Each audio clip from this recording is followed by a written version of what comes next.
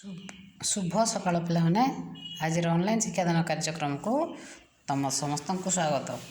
पिला माने आमे पंचम श्रेणी साहित्य कुसुम बहिर नईगला पे मथा पढ़ुले तार अभ्यास कार्य करुले।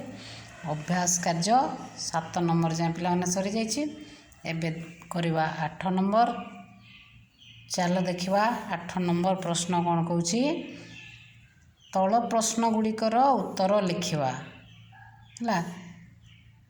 करे कौन कौच देख गोपबंधु अनंत को पाखक डाकी कौन कहले। तार उत्तर है पिला माने गोपबंधु अनंत को पाखक डाकी कहले जे से बड़ असुविधारे अछंती पाखरे किछि टंका थिले तांकु 2-4 दिन पई उधार रे देबाकु से कहिथिले। ख अनंत केउ मानकर खबर संग्रह करथिले। उत्तर गोपबंधुकर सहकर्मी प्रचारक अनंत मिश्र वर्षा बढ़ी रे अपंतरा बाट दे गाँ गाँ बुली भोक उपास थिबा लोक मानकर खबर संग्रह करुथिले। ग अनंत लज्जित हेले कहीं पिला माने अनंत जानिला जे साइकिल टे किनिले से सुविधा रास्ता रे भल रास्ता रे जाइकरी बुलिकी पले आसबे से अपंतरा रास्ता देकी जीवे नहीं तेणु दुखी रंकींकर सेवा करि पारिबे नहीं। ए कथा से गोपबंधु जानी पारिथिले तेणु तांको धार नैथिबा टंका फेरई नथिले। सेतेबेले से गोपबंधुଙ୍କ हृदयर कथा बुझी पारि लज्जित हेइथिले।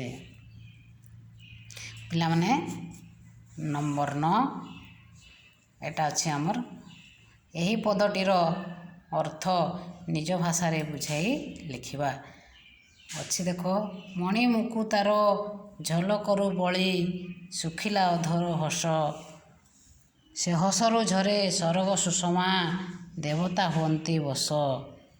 यार पद्यांश लिखिब मणि मुकुतार डट डट डट डट देखिरी हुअन्ति बस लिखिब। तापर कौन लिखब पिला माने उक्त पद्यांशटी श्री बटकृष्ण ओझा लिखित नईगला पे मथा पद्यरू अणा जाइछि।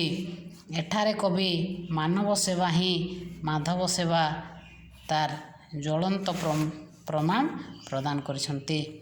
गोपबंधु तांकर सहकर्मी अनंत मिश्र को तांकर लक्ष्य पथरू फेराई आनिबा पई तांकर मनर कथा प्रकाश करिसंती ताहा एठारे से वर्णना करिसंती।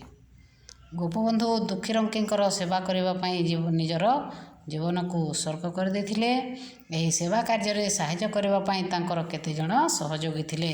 सेमानक मध्यरू एही अनंत मिश्र थिले अन्यतम। थरे अनंत साइकिल टे किनिबा पई मनस्थ कले सेति से किछि टंका संचय कर रखिथिले।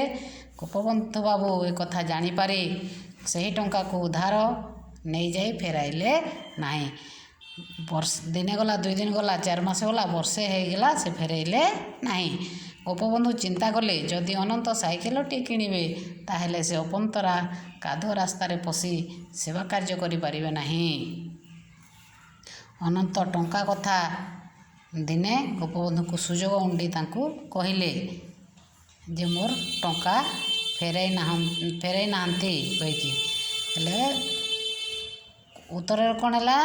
गोपबंधु तांकु बुझाई कहले से वर्षा कादुओ बन्या रे जो प्रपीड़ित लोक मानक घर को घर जाइकरी भोकरे रहुथिबा दुखी रंकींकर कथा बुझी पारिबो नहीं। जदि तुम साइकिल नेब ताहेले तुमे सड़क पथरे जीव एवं पानी कादुरे पशिब नहीं लोकंकर सेवा करि पारिबो नहीं।